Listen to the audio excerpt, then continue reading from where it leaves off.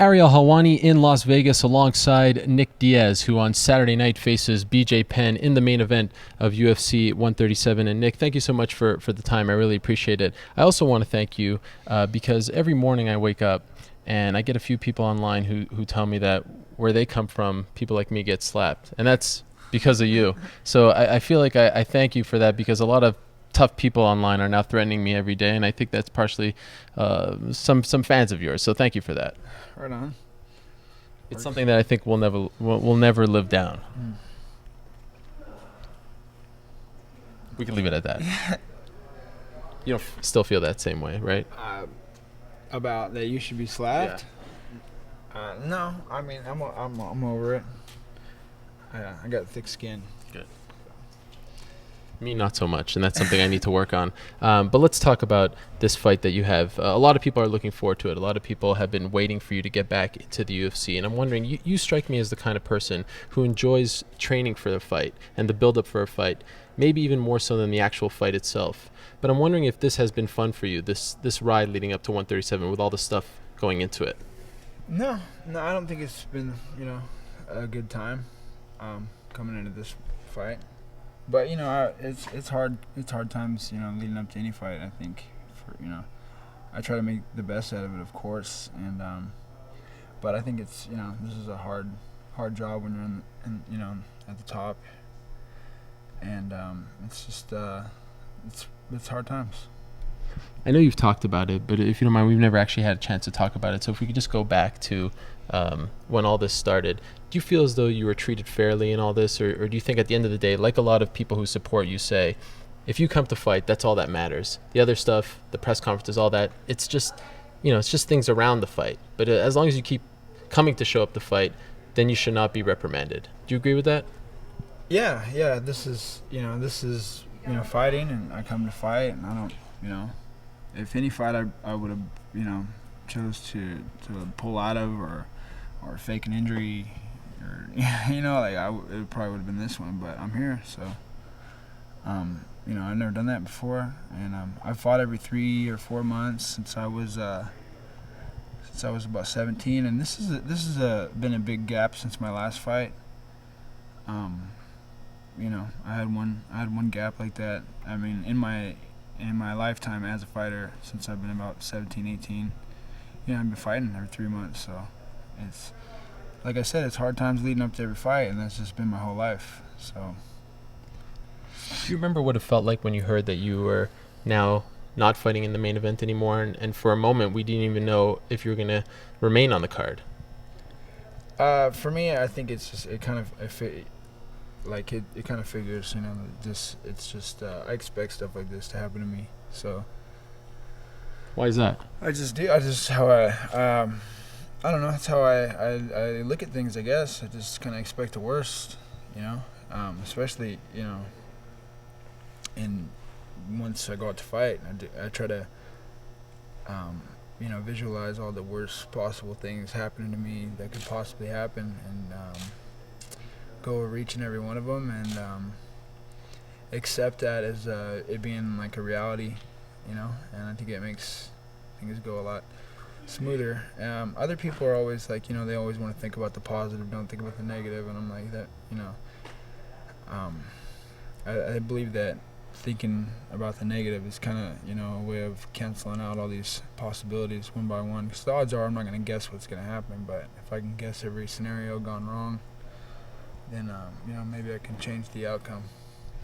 Do you think that the UFC never really wanted to make this fight? Because in the video that you put out, it seemed like you were saying that they didn't want you to fight GSP, and that's why they did this.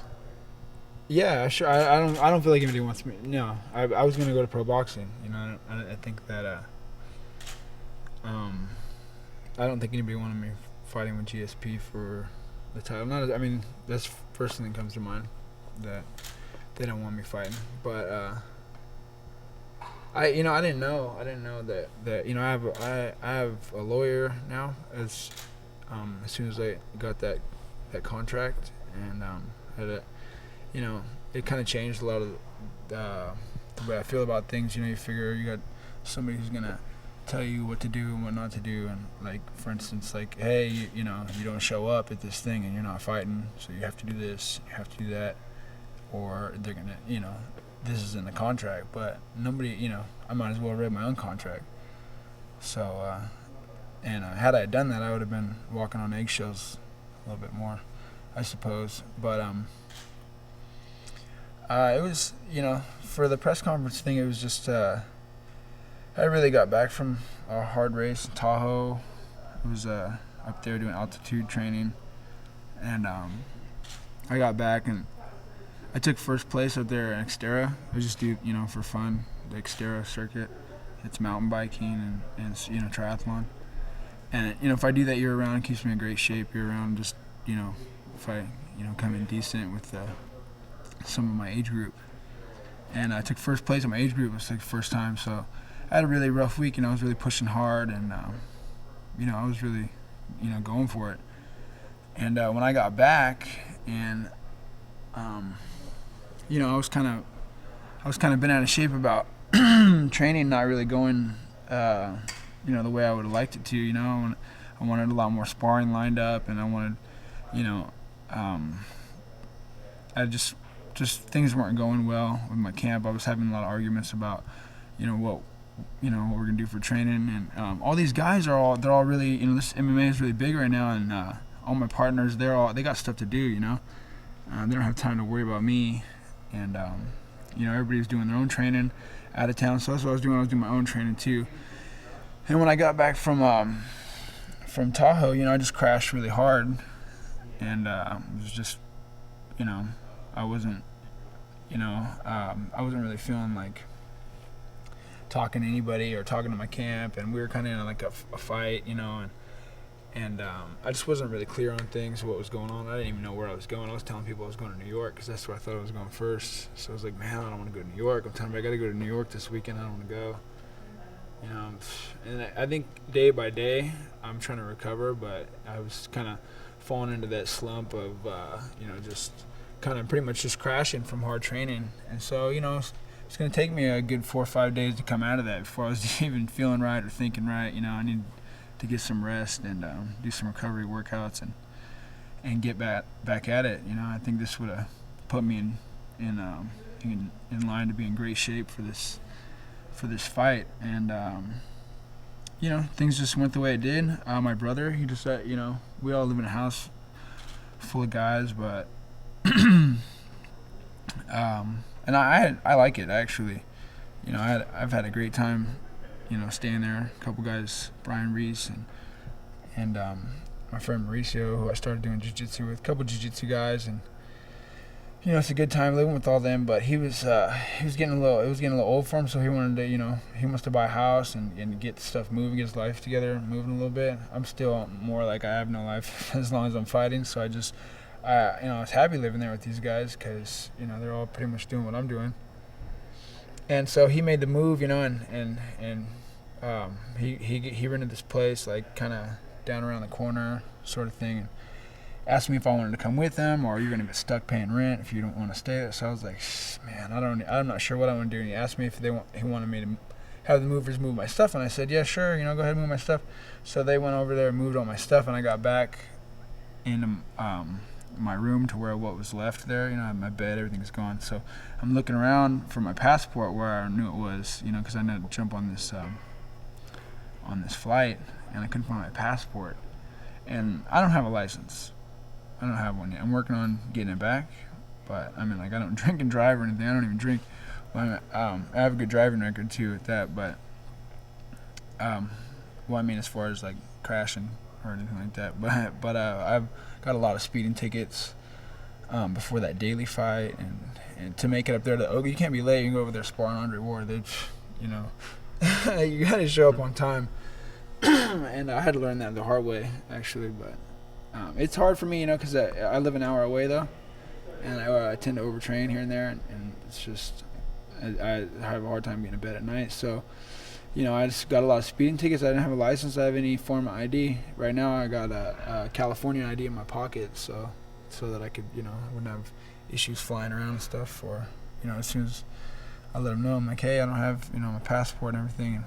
I got that stuff together. But you know, while that was going on, I couldn't find any form of identification to leave the country, and then I found out that you can fly without ID, like to Vegas. You know, if you're telling them, hey, and they put you through more security, and which was kind of a stressful thing to even think about. I just was really demotivated and not.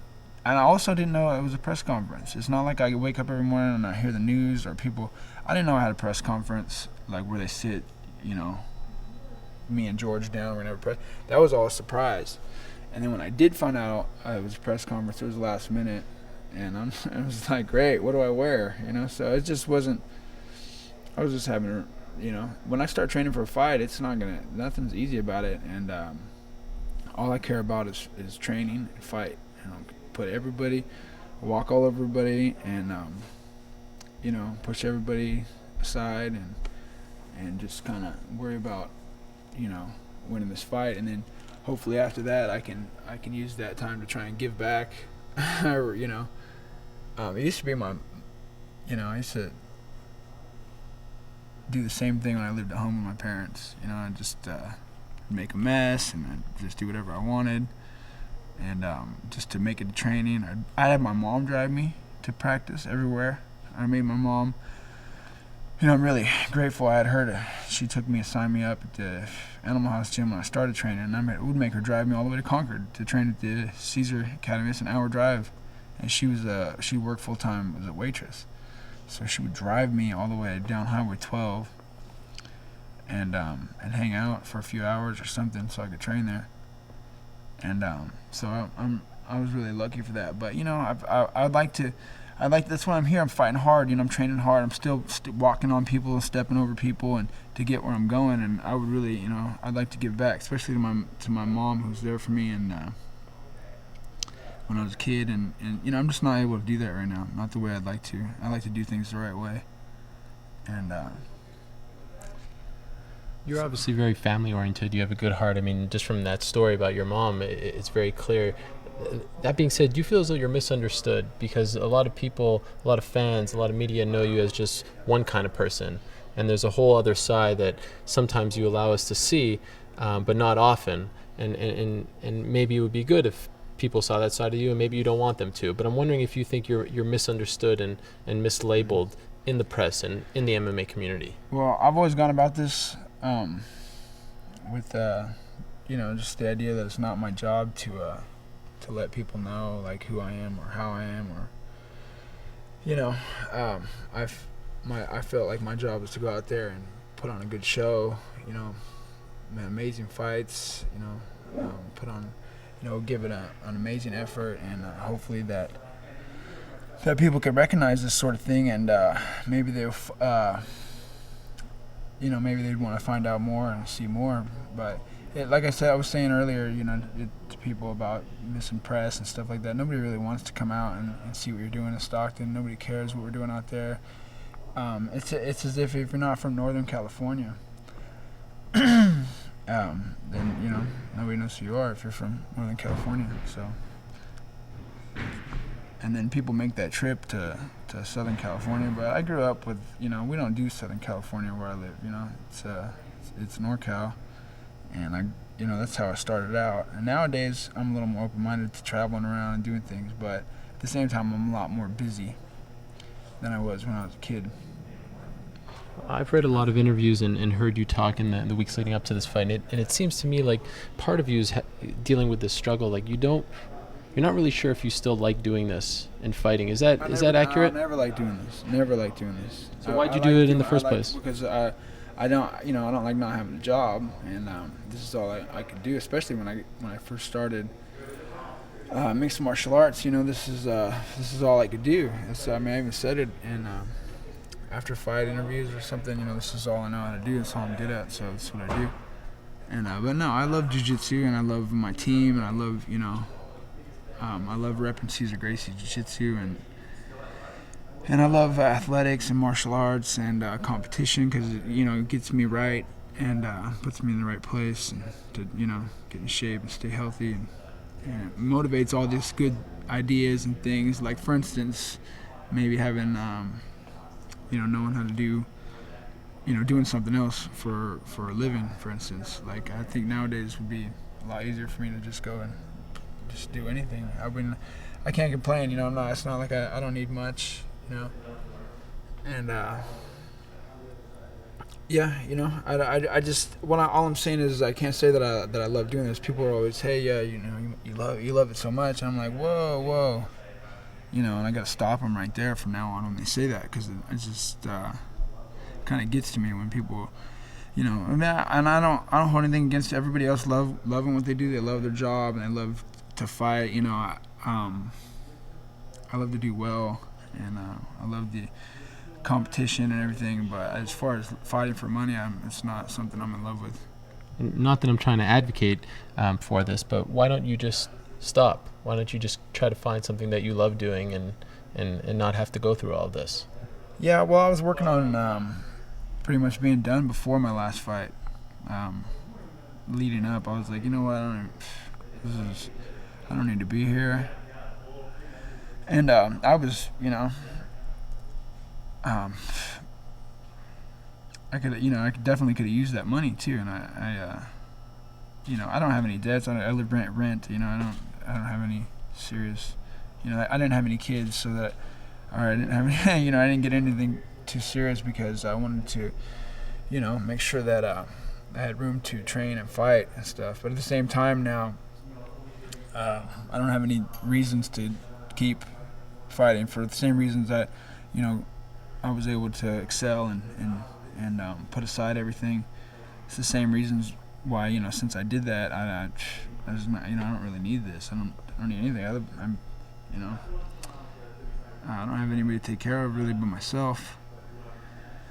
And so yeah, that's kind of where I was at that's where my head's been at as far as training and fight. It doesn't make a difference in the way that I train or how I fight. I don't think so. I don't think that any of that matters.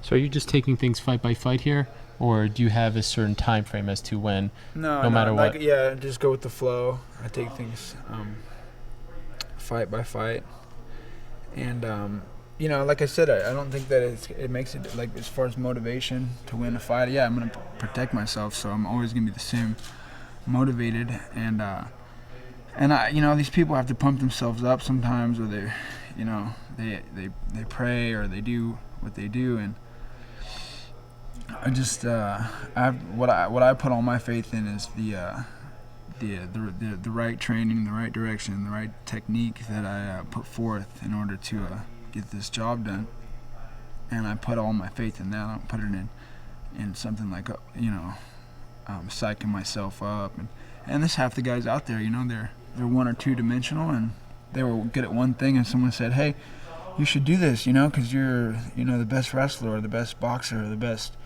football player or athlete, so that's what they got into it. I was nothing, so I just I had to become the most technical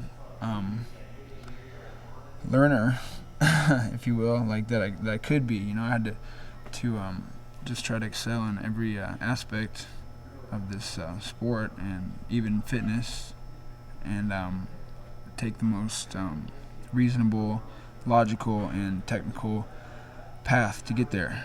So, does it bum you out that you have to fight a guy that you looked up to for so long in BJ Penn? Does that bother you?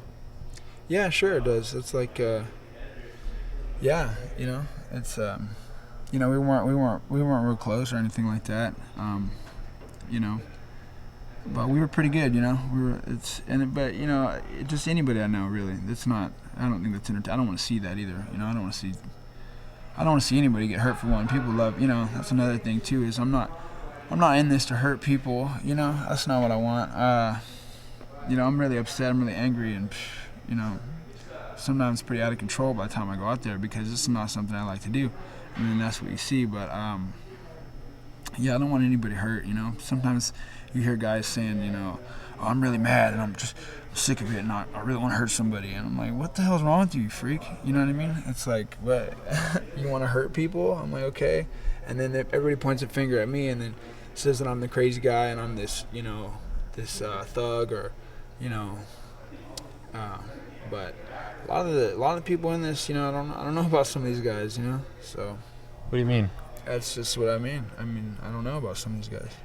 It's just kind of a weird. They have a different different idea of how this whole thing is.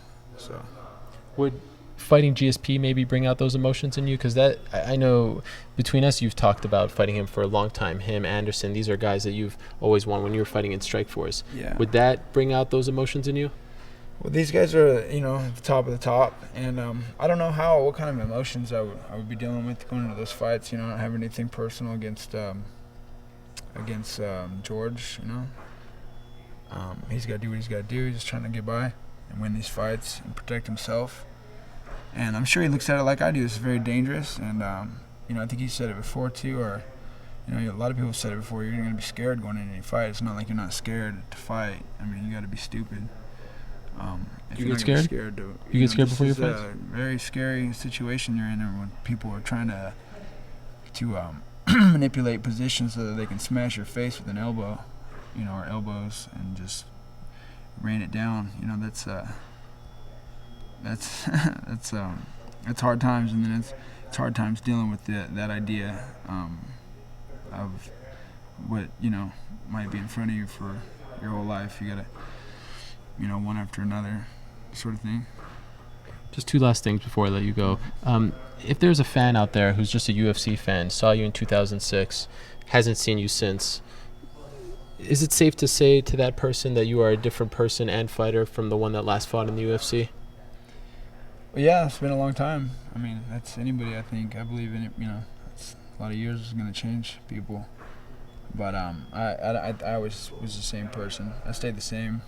Really, I come off different, or I look different. Of course, I'm older. But yeah, I stay the same pretty much. I've had the same outlook, and I've had the same feeling since I was 16. Do you believe all of this? A lot of people have dubbed you sort of the anti-hero. They like what you did, and they like how you act because you're the guy who doesn't really care what your boss has to say, and you just go to the beat of your own drum. And are you comfortable with that? And do you think that this has made you more popular in a sense? Because there's a lot of, there's the Joe Schmo at work who says, I like this guy because he does whatever he wants, and you sort of are someone that they can look up to. Are you comfortable in that role? Yeah, I do what I do, I guess, but I do what my coach, my trainer I do what Cesar Gracie instructs me to do. I do what he tells me to do. He tells me not to do something, I don't do it. He tells me what to do, and then I do it. He tells me, hey, so I don't know. As long as he's not telling me to cool it, then I didn't see any reason to knock anything off. To knock it off, or I was just going with the flow. But you are definitely a lot more popular now than you were maybe even a year ago, and a lot of that has to do with the last couple of months. So it's funny how that works, right? I don't know anything about the last couple months, but as far as it's all the same to me, really. Popularity. I see the same people. I hang out with my same friends a lot of the time that I have for the last, from pretty much my whole life. So I just keep it real. Good to end on that note. I just want to put it out there, Nick, because I know we talked about this off camera. I would like to come to Stockton and train with you guys, hang out with you guys. I just want the people to know that I would love the opportunity. Whenever you want to open the doors to your life to me, I think it would be a great experience for everyone involved. So if you're still game, I would love to come down there and hang out with you guys and see what your life is really like. Yeah, sure. I can't promise you the best, most exciting time or anything. It's going to be more just chill and train, and we train hard, but we chill out, and there's not much going on, so we scatter to find something to do here and there. But it's not so bad as people might think.